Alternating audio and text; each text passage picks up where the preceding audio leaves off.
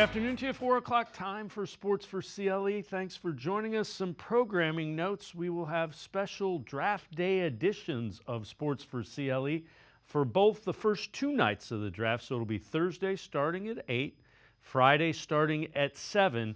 We will have special editions as the draft is going on. We invite you to watch. You can call in and get involved as well. Again, those are our draft night editions of Sports4CLE special editions. Hey, Browns started OTAs out in Berea, and one of the best sights that we have seen in quite a while. Jeremiah Owusu-Koramoah back in the building in Berea for the beginning of OTAs. Still no update on his condition, but great to see Jeremiah Owusu-Koramoah back at the Browns facility. Those will be going on for the next couple of days. There will be some media availability tomorrow with Kevin Stefanski and a couple of the players. Former NFL wide receiver Steve Smith with a receiver's view of what he sees with Travis Hunter. His ability to track the football, whether it's a pick or catching the football out in a route as a wide receiver, is pretty tier 1 level. Yeah. There's people I've talked to, Steve, that say he has the best, either, whether it's contested, contact catches, ability in that sense. He's the best in the draft at catching the football. He runs some good routes, but he's not, he's not a finished product. He needs to work on some of those routes a little bit. Some of them he runs really good, right? They were running some whip routes, but then there's other routes where you could tell he needs a little bit more work. And some of that has to do with the offense that they were in as well. They were not in an offense that at times had a lot of variations for him in the route game. So that's not necessarily his fault. You don't get to pick and choose how your coaches utilize you. You just try to make the best of what they're doing. Kind of interesting to note, his quarterback was Shedeur Sanders. Tells you a little bit about some of the route concepts at Colorado as well. Todd McShay from The Ringer, formerly ESPN draft analyst, what he's hearing relative to Shedeur Sanders. My information is I don't think Cleveland's going to trade back up for Shedeur. I don't know that Cleveland's even going to trade back into the first round. I think all these teams are looking at it saying, Are all these guys going to fall? Is Jackson Dart going to be available at 33, 34? Is Shedeur going to be available at 33, 34? So it's going to be a fascinating night. There's going to be a lot of speculation and rumors, I'm sure, in the next 72 hours. But as of right now, I can't say firmly that there's a floor. The closest thing we have is still Pittsburgh, but that's not a lock according to what people are saying. And honestly, the conversations I'm having, there's more talk about where do we have to go up in the 20s to get Jackson Dart than there is about there's one or two teams that are buying. I think New Orleans is more interested in Dart. I think maybe the coaching staff for the Giants could be more interested in Dart. And so if that's the case, it may be more of a sweepstakes to get in that 20s range. Maybe Minnesota, only the fewest picks of any team in the NFL this year, 4 picks. Well, the other thing to keep in mind, I know he said the Browns weren't trading back in, but there is a guy running the Vikings that Andrew Berry knows very well, a guy that worked for him a few years ago, so keep that in mind. Dan Orlovsky on what he sees in Jalen Milroe, another quarterback kind of connected to the Browns. Milroe, absolute rocket ship with the ball in his hands. He's tremendously athletic, and you got to love that. I think he's got a big, powerful arm. I would love him to the Giants. Here's my pushback on Milroe. In the red zone, he's really bad. And for a dynamic athlete, that's weird because it should be easier for you because you're always the threat to run. That's going to have to improve a lot. You see him, Ross, at times battle I'm an athlete, go take off and be a runner. Nope, I'm developing as a quarterback in the pocket. And I just think it's going to take time for him to get there, but there's so much physical talent. And I think he was better 2 years ago when Tommy Rees, Brown's offensive coordinator, was his offensive coordinator at Alabama. So, again, plenty of Browns talk ahead. We'll have Mary Kay Cabot, Fred Greetham, Spencer German on a little bit later in the show to talk Browns. Moving on to the Guardians started a 3-game series at Progressive Field against the Yankees yesterday. Scoreless game in the third inning, 2 on, and Jose Ramirez unties it. 3-run homer to right. Made it 3-0. Very next pitch, Kyle Manzardo, solo home run to right field, made it 4-0. Fourth inning, Guardians on base again, offense rolling. Brian Rocchio, sharp single out into right field. 5-0 Guardians with the lead. Sixth inning, and again, a little jam shot as Jazz Chisholm kind of moving away. And here in the sixth, a single by Jose Ramirez made it 6-0 Guardians. Gavin Williams went 6 1/3, 7 hits, 2 earned, couple of walks, 8 strikeouts. Guardians win it 6-4 as the Yankees score 4 late. Gavin Williams was really good with that start, though. We had to have him step up. We were really, really light in the bullpen tonight, and Gavin did his job and more, just to get us into the seventh. It allowed for us to be able to not stretch anybody out too far of who we did have available. Our pitching up and down was outstanding. Paul going back out day after he pitched, our bullpen's been pitching a lot. And for those guys to take the ball and do what they did, but getting back to Gavin, he was doing everything. Attacking, the fastball was outstanding. The cutter, added the cutter back. He got some really good weak contact swings and misses. He was executing the curveball. I mean, it was just a beautifully thrown game by Gavin. Kind of been waiting for that one. And he, we talked before the game, there's usually that one inning. He had it in the first and got out of it. And it was really impressive. Cade Smith finished the game. It will be Tanner Bybee going against Will Warren. Game 2 of the Guardians-Yankees series at Progressive Field coming up in a couple hours. Former NBA player Sam Mitchell on that Cavs-Celtics anticipated matchup a little bit later in the NBA playoffs. I kept saying before the trade deadline, my only concern about Cleveland at the forward position, they weren't big enough. When they made that DeAndre Hunter trade, I said, okay, look out. He's 6'8", and he can score and shoot the three. And then when you look at Evan Mobley, who's 6'10", who can defend perimeter guys, where Boston beat you as though bookend forward was Tatum and Brown. No one can match up to him.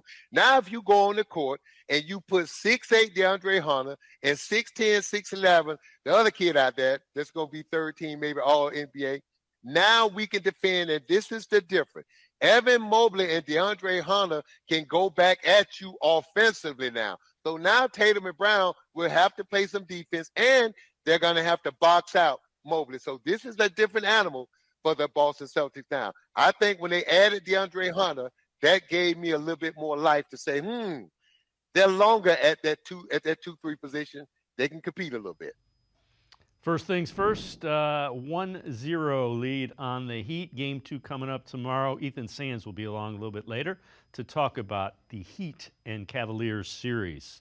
We're going to step aside, take a quick time out. Other side of the break, Mary Kay Cabot, Browns beat reporter for Plain Dealer, cleveland.com. Straight ahead, stay with us.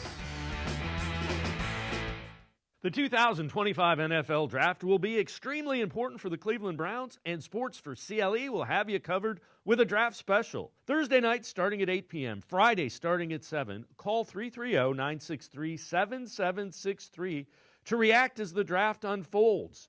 Dave Bacon and Lance Reisland will be in studio Thursday night starting at 8, Friday starting at 7.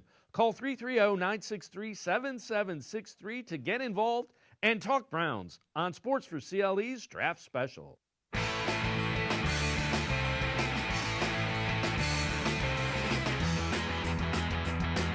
Browns are first up here on Sports4CLE. ESPN's Peter Schrager from Get Up this morning with some of the talk that he's heard in NFL circles about the Browns at pick 2, Giants at pick 3.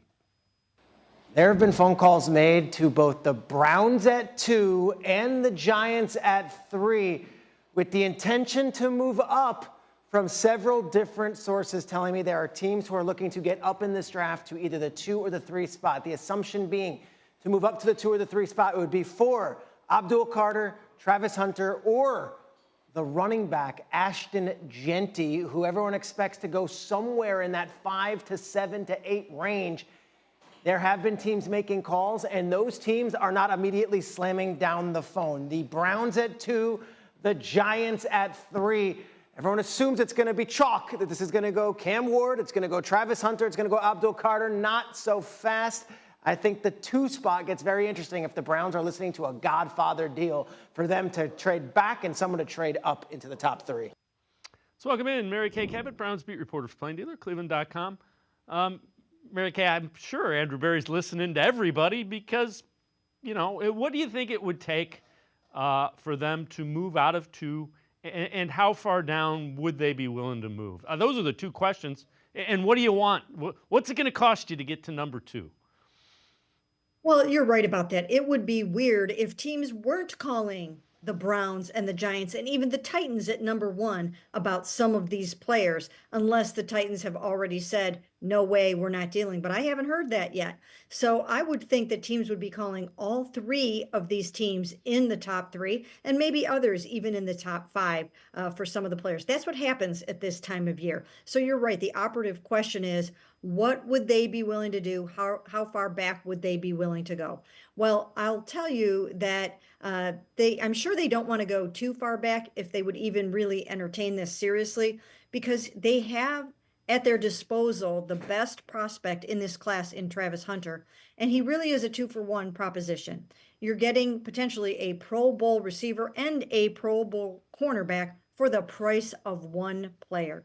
So they certainly don't want to go too far back. Somebody would probably have to offer them a whole lot, and I don't think that that they would climb too far back. All right, Cody Kessler, former Browns quarterback, now on NFL Network, Good Morning Football, talking about Travis Hunter. I don't know how realistic it is for Travis Hunter to be a true 2-way starter every single Sunday for 18 weeks of a season. That is going to be extremely difficult, especially for the longevity of his career. But I'll tell you this right now, I'm not going to sit here and doubt him for 1 second. A lot of people said that he couldn't do it at Colorado. He couldn't do it at the college level. He went out there and he won a Heisman Trophy while averaging over 110 snaps per game. The kid puts his body on the line every single Saturday. He's doing whatever it takes to win football games. He's willing to be a true competitor and go out there and help his team win games. That's the type of guy that you want on your roster. That's the type of guy that you want in your locker room. I've said it before and I'll say it again. Whoever drafts Travis Hunter on Thursday night is getting 2 players for the price of 1 draft pick. He is that valuable, and he's going to immediately make your team better, potentially on both sides of the football. The other thing about him, Mary Kay, by all accounts, smart kid, and no questions whatsoever about character. Not even a little. No, not at all. He's a great, fine human being. He's very, very smart. His conditioning is such that he probably actually can play both ways in the pros, a bunch of snaps on both sides of the football. So I do think that you are getting 2 for the price of 1. And that's why I do think that it would be hard for them to move back unless they're getting a really, really nice deal from someone. So the other thing the Browns did yesterday, they signed a cornerback who's got some experience. Nick Needham signed from the Dolphins, a guy coming off an injury. I know you wrote an article about this. My question, when I saw this, do you think it makes it more likely, say they draft Hunter, so that's a guy that plays corner. Now, Needham does play some safety, but signing Needham, drafting Hunter, does it make it more likely, do you think, that Greg Newsome, MJ Emerson, one of those guys, could be traded to get up in the draft, get some more assets? Well, I think that it's something that they would have to listen to if someone were to call on one of those guys or one of the other cornerbacks that the Browns have. If you find yourself with a surplus and you can parlay that into a draft pick, something decent that could get you another player, then I think you'd have to listen to that. Greg Newsome, although I don't think they're going into this draft intending to trade Greg Newsome, if somebody calls about him and he's heading into the final year of his contract and they're not sure that they want to extend him, then maybe that is something that you would listen to. I have no idea if they will or not, but it makes it a little easier when you have a pretty full room, and right now they do. All right, so another name that is connected to the Browns, among other teams, Jalen Milroe. One of the reasons why that was Tommy Rees, the Browns offensive coordinator, was his offensive coordinator at Alabama. Tom Pelissero, who is in Green Bay, what he's heard from NFL coaches and scouts on Milroe. The eye-opening thing that several, not one, several coaches and scouts told me as I was making calls about all these quarterbacks is Jalen Milroe is the greatest runner of the football they've ever evaluated at the quarterback position. Not Lamar Jackson. Jalen Milroe is the best runner that they've ever seen. That's pretty impressive, and you can see it. If you go and you watch him run, he looks like a running back, and he's a big guy. Yes, I wrote a column yesterday saying that the Browns should aggressively pursue a trade up for Jalen Milroe back into the first round if they end up drafting Travis Hunter at number 2. I've come to that conclusion because I do believe he has the most tantalizing traits and skill set in this draft in terms of that devastating speed, 4.37, and his big, strong arm. You're basically potentially getting a much faster Josh Allen. He's not as tall as Josh Allen, but he is a big, sturdy guy that can run like the wind and be a very, very dangerous weapon for you. So I would go ahead and do this. I have no idea if the Browns will do that. They would be ahead of the game because they do have Tommy Rees that coached him at Alabama. So I think that they would have a head start on knowing how to get the best out of Jalen Milroe. Of course, you would have to commit to the bit. You'd really have to give 100% to this dual threat quarterback. And it's not necessarily something that they are equipped to do right this minute, but they can wait a little bit. They don't have to do it right away. He doesn't have to start in week 1. It's something that they can transition to over the next couple of years. Again, I kind of doubt that they would do something like this, but it's certainly something that I would do. Yeah, the thing is if you're going to take a swing, you know, they referred to the Deshaun Watson trade as a big swing. Milroe's a guy with a high upside. There's no question about it. The arm, the physical traits are there. The question is, can you rein it in? And it's important to note, he looked more settled as a quarterback the year Tommy Rees was his offensive coordinator than he did last year. Fewer turnovers, more touchdowns. Now, wide receiving core was a little bit better, which had something to do with it as well.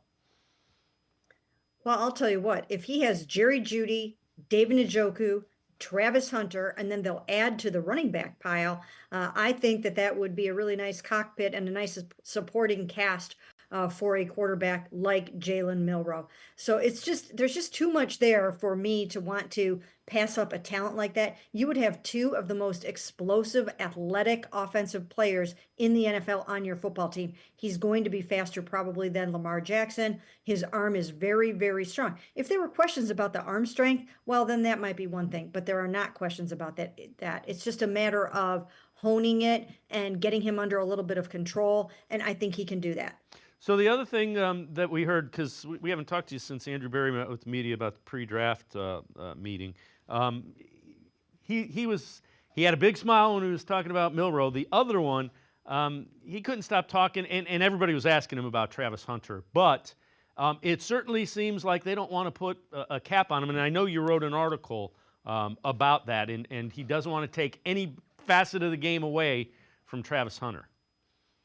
No, especially not before he even sets foot in your building. Get him into the building, see what he can do, see how fast he can pick up your offense, see how he fares against a Denzel Ward while he's playing receiver, see how he can maybe cover Jerry Jeudy while he's playing cornerback. So you have to get him in there and see what he can do and what he can handle, not just physically, but mentally. That's going to be a key. What can you handle in terms of all the meetings that you have to go to? How would you divide your time? So that would be it. You'd be missing half of the meetings on each side of the ball each week in terms of game plan and preparation. So he would really have to be spending a whole lot of time, or somebody would have to be condensing the game plan for him and helping him get all of that assimilated into his brain before he goes out there on Sunday. But if you really work with it, you could be having some dynamite on your football team. Mary Kay Cabot, Browns beat reporter for Plain Dealer, cleveland.com, and I'm going to step aside, take a quick time out. Other side of the break, we'll head to the voicemail of Truth and Reason. Sports4CLE, we'll be right back. Stay with us. Come back to go forward. Back to learning new things. Back to pursuing your dreams. Tri-C has flexible learning options to fit your life. And every year, more than 1,000 local companies provide Tri-C students with real-world learning. The right education can boost your lifetime earning power by hundreds of thousands of dollars. Start now with a college education you can afford. Tri-C, where futures begin.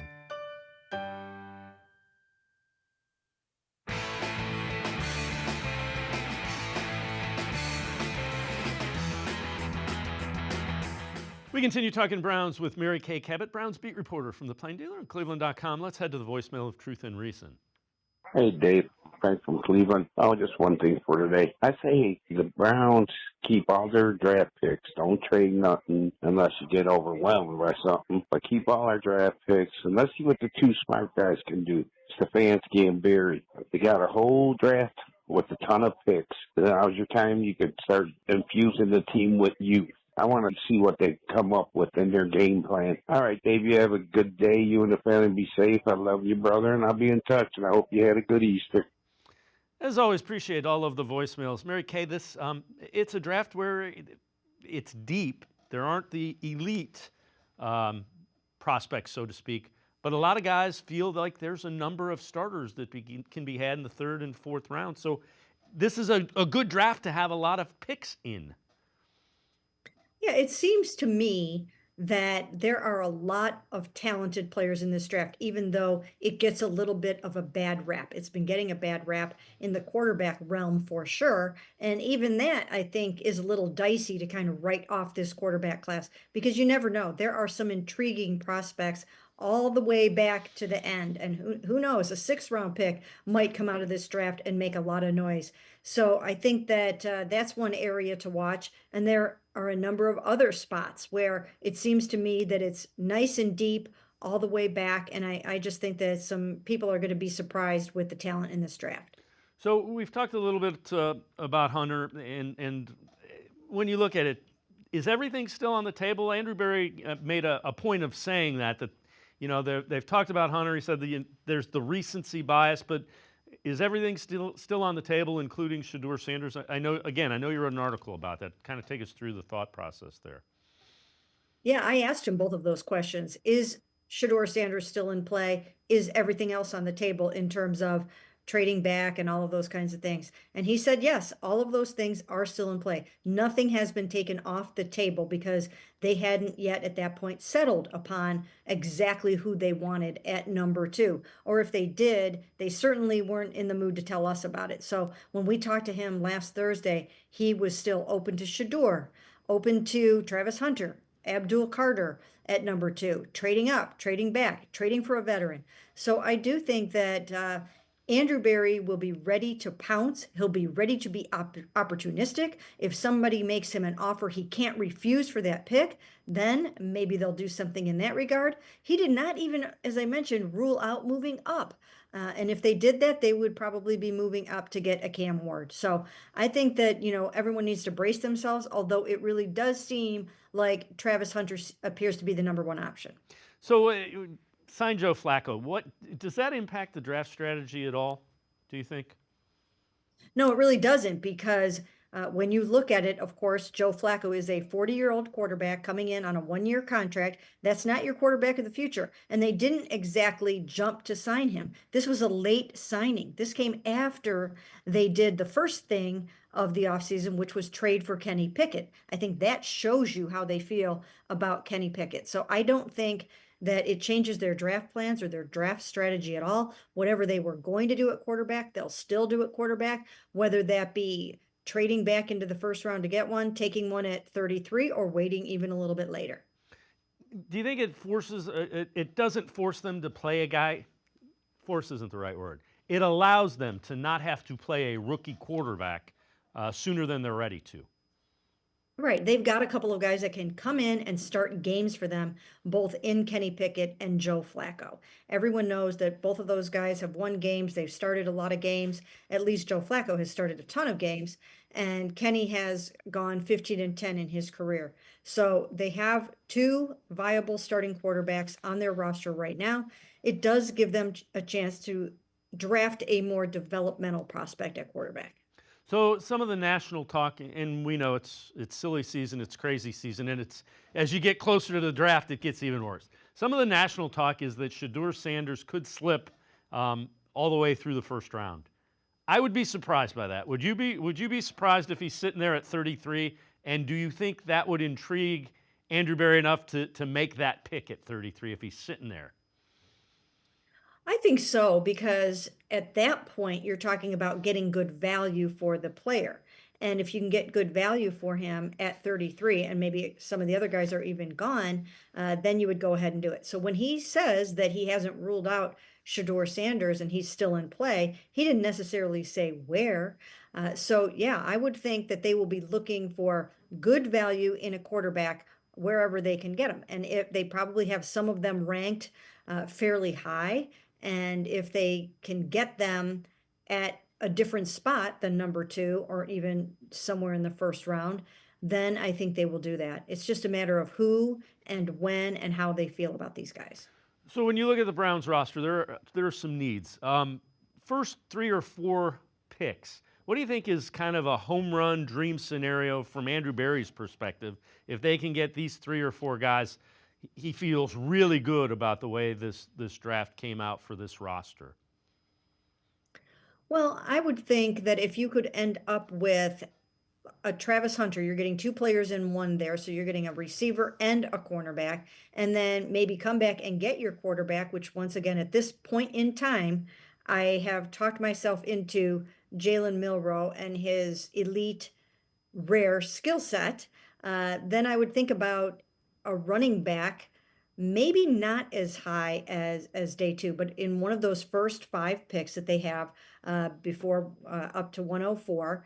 So I would try to end up with that. And then, of course, you want to add probably a dominant defensive player to some degree, either at defensive tackle or defensive end. I don't think you can go offense all the way through the 5th round unless you are just finding immense value on tight end, running back, all those kinds of things. I think you have to squeeze a really good defensive player in there too. When you look at it, everybody has said this is an important draft for the Browns. Do you agree? And can you qualify how important you think it is?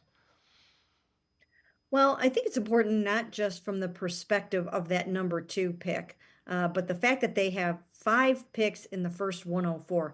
That's what makes it important to me, that you can transform your team with those first 5 picks, or however you decide to use those first 5 picks. So I do think it's very important. And Jimmy Haslam talked about how vitally important this draft is. It's not a rebuilding year per se, but it is a reshuffling, retooling, vibrational year, something like that. So they are trying to bring in a new vibe here, and they can get that done with this draft. Mary Kay Cabot, Browns beat reporter for Plain Dealer, cleveland.com. As always, great stuff. Thanks so much for the time and the insight. Appreciate it very much, Mary Kay. Sure, sounds good. Thanks for having me. Mary Kay Cabot, make sure you check her out. Always great Browns coverage. Pages of the Plain Dealer as well as on cleveland.com. Want to remind you, coming up Thursday at 8 o'clock, first round of the draft, we will have a Sports4CLE draft special. We will also be here for rounds 2 and 3 beginning at 7 o'clock on Friday. So 8 o'clock Thursday, 7 o'clock Friday, special editions of the Sports4CLE show for the NFL draft. We're going to step aside, take a quick time out. Fred Greetham, senior analyst for the Orange and Brown Report, straight ahead. Stay with us. The Ohio Lottery Partners in Education program is dedicated to recognizing exceptional students, teachers, and schools throughout Ohio. Scan the QR code on screen to nominate students and teachers as Academic All-Stars and Teachers of the Month. They must be currently enrolled or teach in grades K through 12. Is your K through 12 school developing students' literacy skills to achieve success in reading?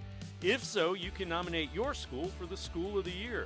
Students can win $100, teachers can win $500, and schools can win $2,500. Scan the QR code, fill out the forms, and nominate deserving students, teachers, and schools today. The Ohio Lottery Partners in Education program takes pride in honoring exceptional students, teachers, and schools across Ohio.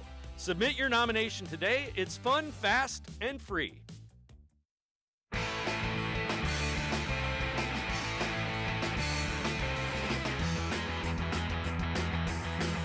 We continue talking Browns on Sports4CLE. Let's welcome Fred Greetham from the Orange and Brown Report. He's their senior analyst to the show. Fred, I know you wrote an article. Andrew Berry, hard decision on what the Browns will do with pick 2. Said there hasn't been one yet. Do Do you think they're still kind of listening to all options, or do you think they have a pretty good idea what they're doing?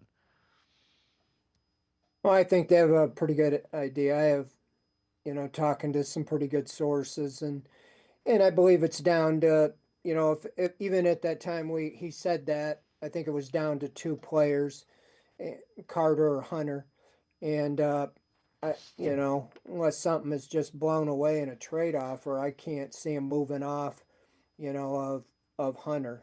I mean, he talked about, you've been out there. I've never heard him go on, and give such a praise of a player, especially before he's on your team. And when he compared him to Shohei Ohtani, a two-way player, just signed a 7 year, $700 million contract. If you could get a guy like that and all you had to do was draft him, I think you'd be run out of town if you didn't take him, wouldn't you? Yeah. The other thing that it certainly you could see his kind of demeanor light up a little bit when he was asked about Jalen Milroe as well. Yeah, that I took it as a little different take, is because that one's more out of their control. A lot of things have to happen to get him at 33 if that's what you want to do. You can't necessarily trade up if somebody else, wants the guy and takes him.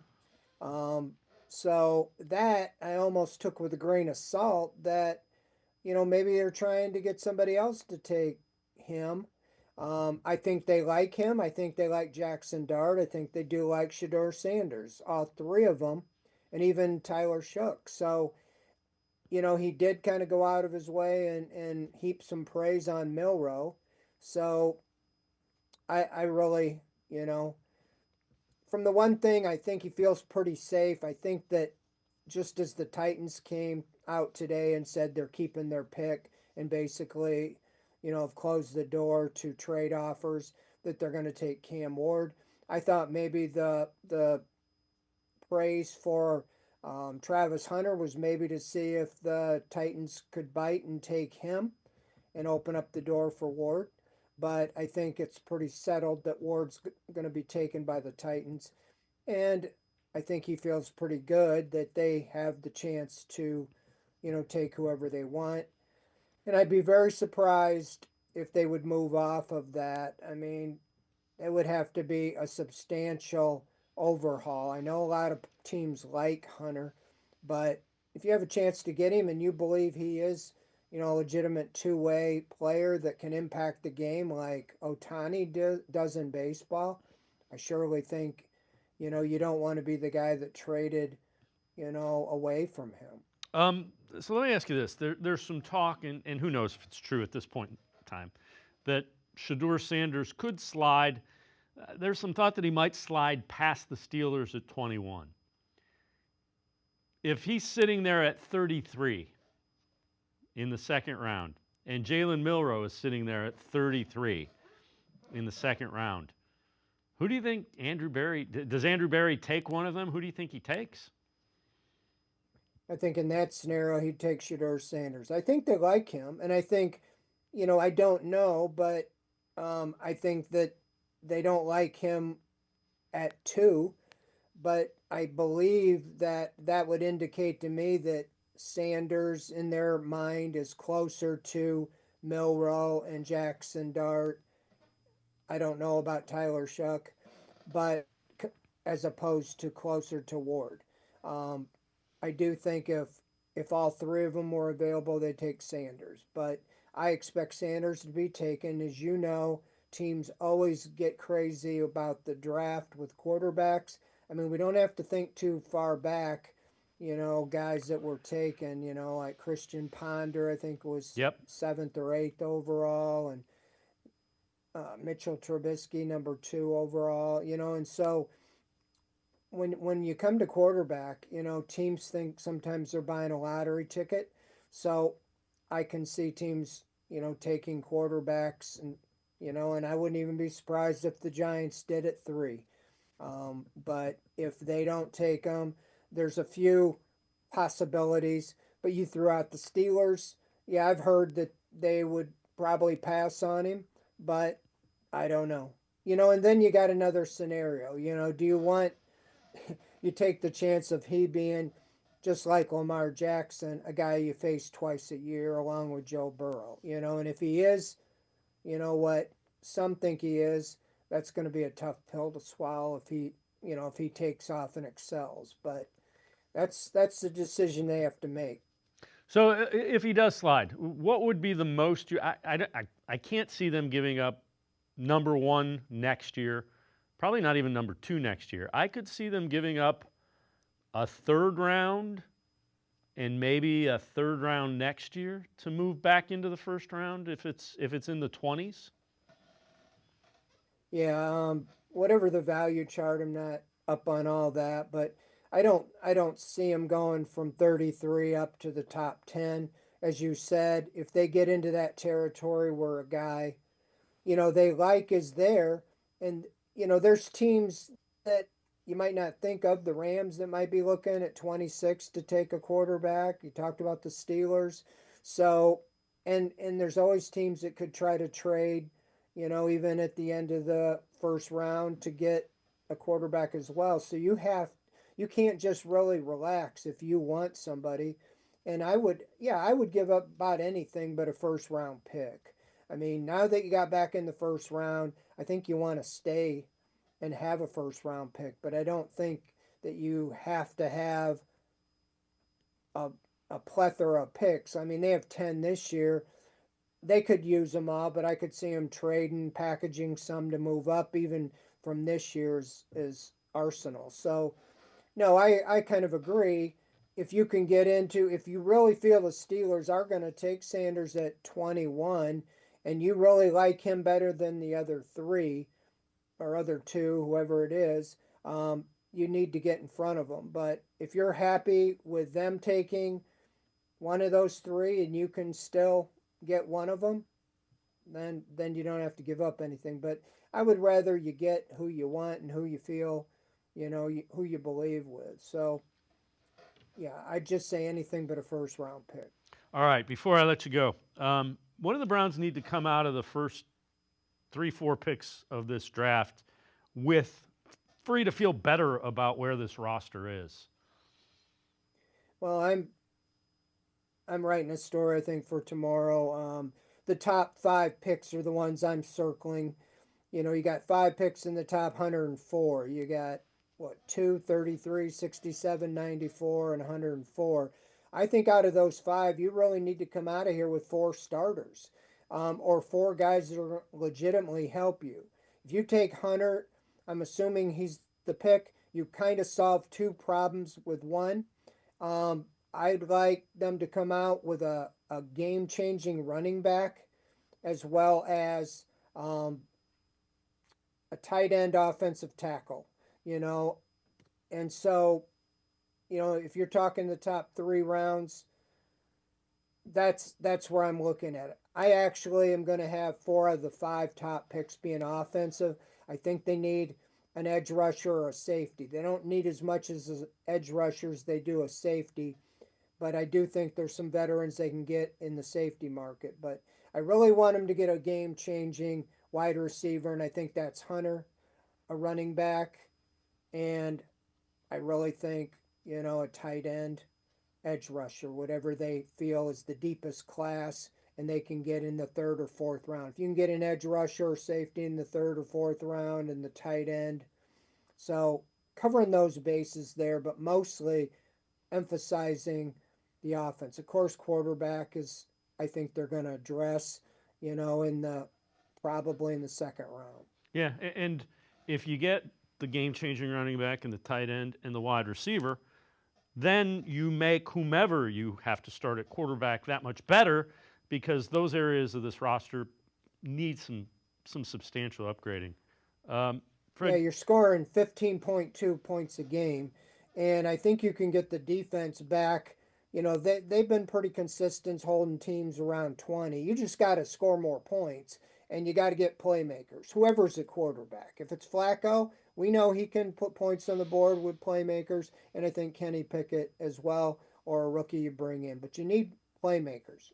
I'm with you. Fred Greetham, senior analyst for the Orange and Brown Report, is always good stuff.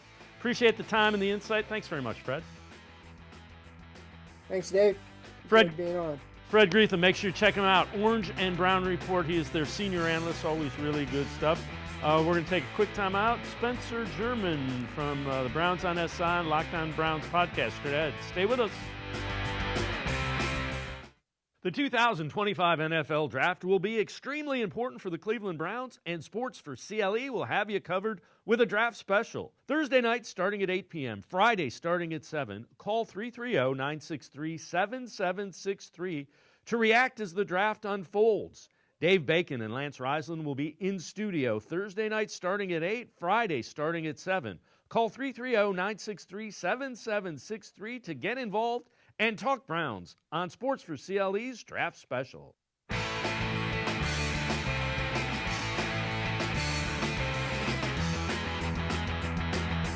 We continue talking Browns on Sports4CLE. Longtime Browns beat reporter Tony Grossi on the potential of the Browns trading back from number 2.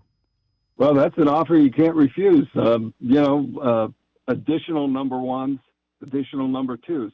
I think it's important to get, extra picks this year in addition to next year, not just, next year. So I would think a Godfather offer to me, again, it all depends on how far you're going down. I mean, I wouldn't go down farther than probably 4 or 5 at the most. And that would be, 2 number ones, which is this year's and next year's, and then 2 number twos, this year's and next year's. Let's welcome in Spencer German from 92.3 The Fan, Cleveland Browns on SI, and the Locked On Browns podcast. Spencer, what are your thoughts about trading back? It's funny how these draft conversations kind of come full circle, right? We started this process kind of talking about the best options for Cleveland at number 2 overall, maybe being a quarterback, depending on how that was going to shake out. Now we know Cam Ward likely to go to the Titans at 1. And so if they don't like Shedeur Sanders enough, the option was always kind of, hey, maybe you trade back and you add draft capital for the next couple of years. A team that's in a rebuild, trying to fill a number of different positions over the next couple of years. Why not, right? So it's interesting that this conversation's kind of come back full circle over the last couple of days in particular, just a couple of days ahead of the NFL draft getting started. I still ultimately think the Browns will stay put and make a selection. But I certainly understand where this chatter is coming from, and I understand why the Browns and Andrew Berry would consider it, right? I just kind of laid it out, but if you're a team that's in the position the Browns are in, trying to rebuild as quickly as possible, sort of on the fly, if you will, getting as much draft capital these next couple of years, especially if they're thinking, hey, we're going to take a quarterback this year, but he might not be the guy, and we want to set ourselves up for next year potentially moving up the board to get somebody that we might think is better coming out in next year's class. Why not do it? So we'll see if anything comes to fruition over the next 48 hours or so. But my bet right now is that they stay put and most likely take Travis Hunter. Yeah, I've kind of come around to Hunter. And here's the thing. We know Andrew Berry values cornerbacks, and they're going to use him some at cornerback.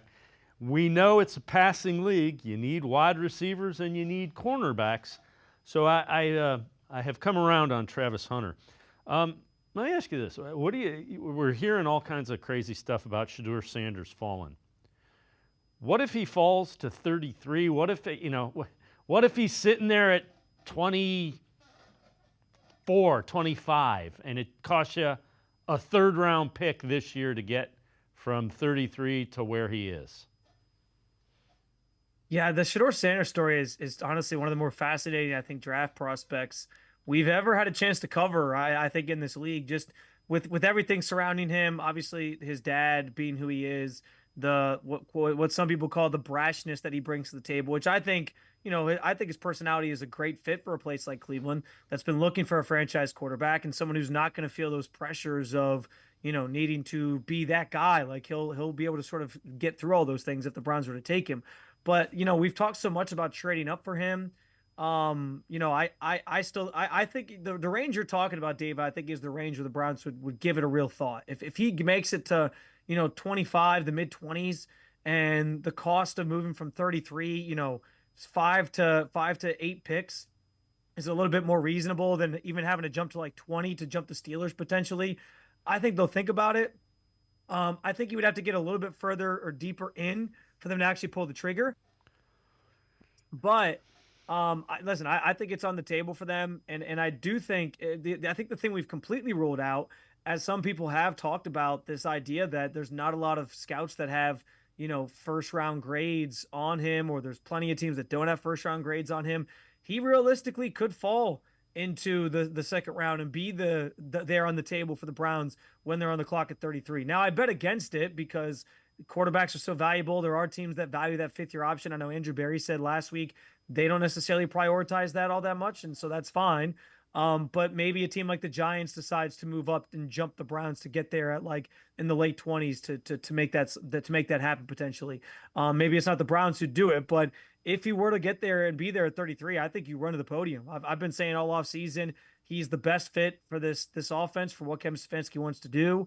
I still sort of am subscribed to the idea that he's going to go in the first round, and that, you know, some of the talk about him slipping super far and nobody really likes him, I think has been sort of overblown. So I think the truth is probably somewhere in the middle, where it's like, yeah, there might be some teams that have second round grades on him and he might not be a consensus first round pick, but somebody's going to take the shot on him being that guy, whether it's, you know, in the top 10 if he makes it past the Saints, maybe in the teens if somebody trades up, or at least in the top 20, because I think somebody will pull the trigger at some point once the value gets a little bit better. Yeah, I would be stunned if he slid all the way to 33 without question. But again, you never know. The other thing is, I kind of laugh, you know, an NFL quarterback that's brash, really? Huh. Shocking. I mean, as long as he's willing to be coached and his teammates like him, brash is great. It's kind of funny to hear that from Cleveland fans too, to an extent, Dave. Right. It's like what was said about Baker Mayfield. I know that can open up a can of worms bringing up his name, but what was said about Baker Mayfield coming out, right? It was like the arrogance, some of the stuff he was doing on the sideline, the antics, all that. And then he got here and you know, one night in September where he starts changed, you know, the course of history, and people thought he was going to be the franchise guy, and they embraced him. So that can change pretty quickly once the players here actually winning football games. So Jalen Milroe's another one, and that's a guy that some attached to the Browns, I think probably correctly so, because of Tommy Rees and the success he had. I know you have questions about him. Yeah.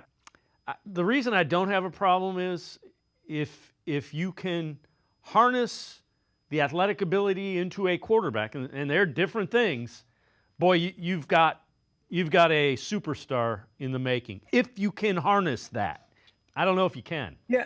Yeah, you're right. I go back and forth on Milroe because there's context that tells us that style of quarterback isn't what the Browns are looking for. Like, look at the room they've assembled to this point. It's Joe Flacco, guy who's very much a pocket passer, play action. Kenny Pickett, same sort of thing, guy who's a play action passer. He can run a little bit more than probably Flacco could, and the Steelers certainly used him that way. But that's the style they're using, which screams, hey, we're going back to Kevin Stefanski's like base offense, what he likes to do. But the Browns will sit there and tell you, like, we like making our offense malleable. We like fitting different players into it. It doesn't necessarily have to be for like some prototypical quarterback. We can do different things and have different skill sets back there. Now, they tried to do that with Deshaun the last couple of years, and you could tell me, listen, they tried to do it with Deshaun, but Deshaun is just no good anymore, so that's why it didn't work.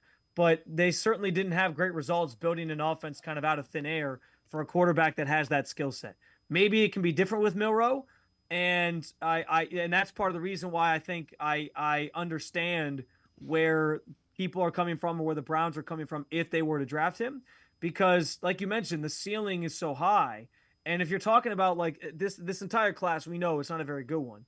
But like if the questions are, when does that run on quarterbacks go, and that group is Milroe, Dart, maybe Shuck, you know, that group of guys. If you're trying to figure out where that's going to happen and who to take of that group, I do to an extent want the guy who has the highest ceiling. And with that athleticism, like you mentioned, if you can harness him into being becoming a better passer, which is where my concerns lie. He's super inaccurate as you see when you watch the tape. But if they can get him to be a better passer and more refined passer, then yeah, like maybe the sky is the limit for him, and maybe you do hit on somebody. So if you're going to use like a second or later pick on a guy, I do think taking for ceiling matters and potential matters, and Milroe certainly provides the highest level of that. So as much as I don't love Milroe as a prospect right now, I do understand where if that was the pick at 33 per se, I could wrap my head around that, and I could see why they would do it. I wouldn't rip the Browns for doing something like that by any stretch. No, the only thing I would say is don't use last year's offense in a sentence. Do not use what they had with Deshaun Watson in comparison to anything. All right, before I let you go, running back. And I know you've addressed this on Locked On Browns podcast. They need one, and they need a good one before this weekend's draft ends. And you know what? You might be able to convince me they need two. I could see two. And I've been on the record on Locked On Browns saying I think anybody could push back on this and make a case for any number of positions being the biggest need this team has. But if the plan is they're taking Travis Hunter at 2 and they view him as a wide receiver, that checks one of those boxes already with an elite player at that. So that's taken care of. As you looked at their needs from there, quarterback is obviously the biggest. Like that's always going to be a need until you have one. But we understand the sort of just framing of this class, what it brings to the table. I understand where if they waited on one even further than the second round, why? To me, like running back is the biggest need this team has after the quarterback position. They like their room right now is like Jerome Ford is the one guy you haven't brought back Nick Chubb yet, and even if you do, is he still going to be able to play at a high enough level? Like there's questions there coming off another season-ending injury. So like you need a guy who can seize that group, sort of be the frontline feature guy, and they're looking for that in this class. The good news is you have that deep class of guys to choose from, so you could still get a really valuable player in the third round and feel good about him sort of being the feature guy in your running back room. But I do think it should be one of the highest priority positions for this team. So yeah, for me, like they have to come away with one. And I do think you need to still try to get one in the first 3 rounds. But if you got one in the 4th round, there's some names there like Damian Martinez or maybe DJ Giddens out of Kansas State that makes some sense. But I do think, as I already said, like after a quarterback, running back to me is the biggest need this team has to fill still. And then you can sort of branch off and tell me tackle and tight end and some other stuff as well. But understanding how this might play out, Hunter fills one. And then the next biggest one from a skill position standpoint is clearly the running back. So coming away with 1 or 2, sign me up for that. Spencer German from 92.3 The Fan, Locked On Browns podcast, Browns on SI. Is always great stuff. Appreciate the time, the insight. Thanks very much, Spencer. Appreciate you, Dave. Thanks, man. As always, enjoy the. Spencer German, make sure you check him out. Locked On Browns podcast, Browns on SI, 92.3 The Fan as well. We're going to step aside, take a quick time out. Turn our attention to the Cavs. Ethan Sands, Cavs beat reporter, straight ahead. Stay with us. Come back to Go Forward. Back to learning new things. Back to pursuing your dreams. Tri-C has flexible learning options to fit your life. And every year, more than 1,000 local companies provide Tri-C students with real-world learning. The right education can boost your lifetime earning power by hundreds of thousands of dollars. Start now with a college education you can afford. Tri-C, where futures begin.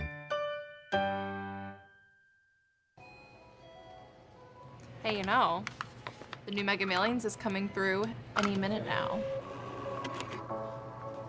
It's here.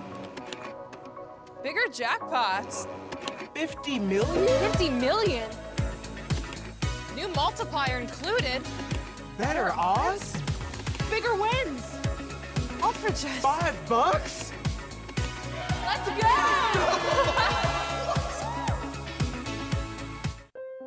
I am powerful beyond my wildest imagination. I will define my future. I will keep challenging myself to improve. Because I am a future leader of this great nation. I will be responsible for raising a beautiful family. And educating not only my generation, but many more to come. I will make a difference in my community. And I will stand up for what I believe in. I will not settle for simply chasing my dreams, I will achieve them. Because I was given a chance. An opportunity. A home.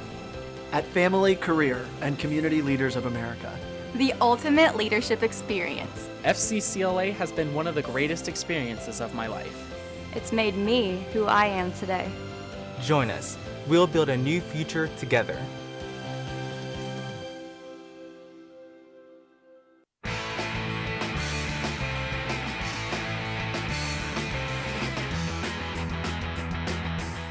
We turn our attention to the Cavaliers here on Sports4CLE. One game won, 121-100. Let's welcome in Ethan Sands, Cavs beat reporter for the Plain Dealer, cleveland.com. So, Ethan, game one, Mobley 9 points, Jared Allen had 12. They were combined 9 of 18 from the field, and they had 18 rebounds. Guard dominated, as it was Mitchell, it was Jerome, it was Garland. Do you see Kenny Atkinson trying to get Evan Mobley in particular more involved as the series goes on?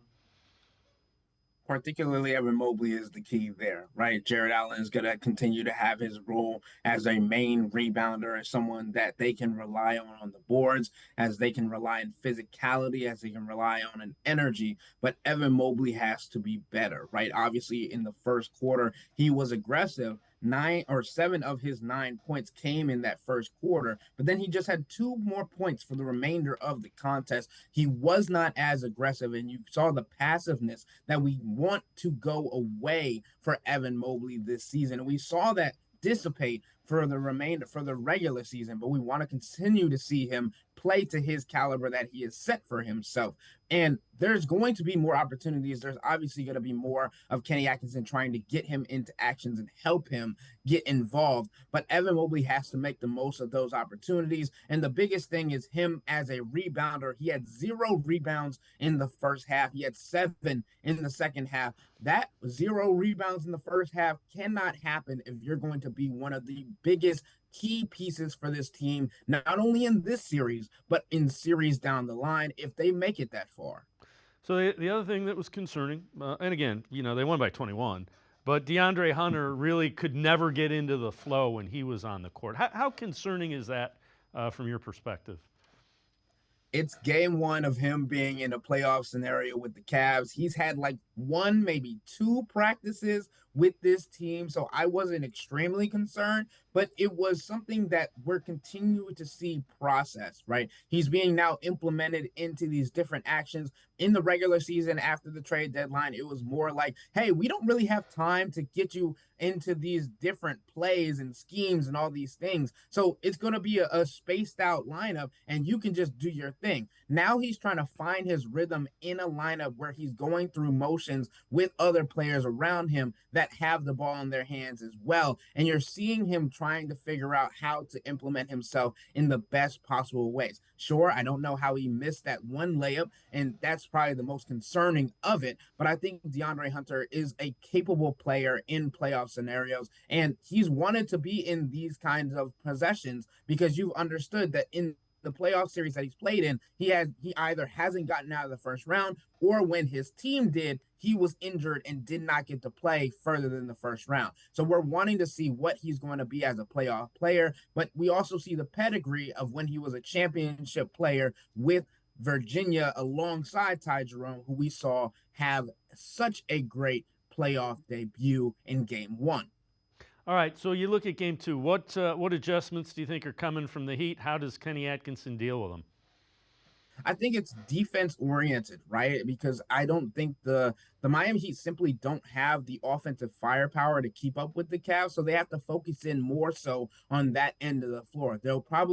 They will need to have less drop coverages on guys like Ty Jerome, guys like Darius Garland, who are able to go around screens and just look at the basket and have a whole lot of time to decide whether they were going to take that shot or go to the basket or get off the ball. So I think the defensive presence that is going to be felt from Miami in game two is going to be different, but I think the Cavs already know that, right? The Miami Heat were coming, the game one was 3 games and 5 nights, if I'm not mistaken, for them after the play-in tournament. So now they have more time to prepare for the Cavs, and Eric Spoelstra is one of the best coaches in the NBA today. So we know he's going to come in with a different scheme, a different mindset. And Bam Adebayo, who is the leader of the defense, was trying to have these communications, trying to have these conversations with his teammates during the game. We got to see that because he was mic'd up with TNT during the game. But now they had time to implement those things, and I think that's the biggest thing. But Kenny Atkinson and the Cavs know it's coming, but they have to be prepared for it, and the physicality is only going to ramp up, and the intensity is only going to grow. All right, before I let you go, you wrote an article about Darius Garland and his importance to the Cavs playoff run. Take us through that and how important you think Garland is to how far this team can go. I mean, I think it starts with the fact that Donovan Mitchell, Darius Garland, and Ty Jerome combined for 85 points in game one, and you cannot expect Donovan or Ty to have that kind of level of productivity through the series or through the playoffs, whatever you want to say. Like, I think Donovan, there's that expectation of him as a scorer, but there will be nights where teams hone in on him and try to take him away from the Cavs. And when they do, Darius has to be able to answer the call. And Ty Jerome is also in that conversation, but it's more so being on Darius's shoulders, not only being able to create, but also to get into his shots, get to the lane, get to his the free throw line as well, which is very important. But I think it's the main thing is the defensive end for him, being able to wall up against defenders, being able to stay strong and like taking on the attack that all these teams are going to give at him, because they know that he is not a liability, but probably the best chance that they have of going up against somebody. So Tyler Hero, Bam Adebayo are going to try and attack Darius Garland, put him into actions where he is in a disadvantageous situation for himself, but he has to take those challenges and run with them, even if that means that he has to use more energy than he would have thought and still be productive on the offensive end. Efficiency is extremely key on both ends of the floor for Darius and for this Cavs team to get further into the playoffs. Ethan Sands, as always, great stuff. Appreciate the time and the insight. Thanks very much, Ethan. Thanks for having me. Ethan Sands, make sure you check him out. Always great Cavs coverage for the Plain Dealer, cleveland.com. He is the beat reporter for the Plain Dealer and cleveland.com. It's going to do it for this edition of Sports for CLE. We'll see you back here tomorrow at 4 o'clock. Have a great night, everybody. See you tomorrow at 4 on Sports for CLE.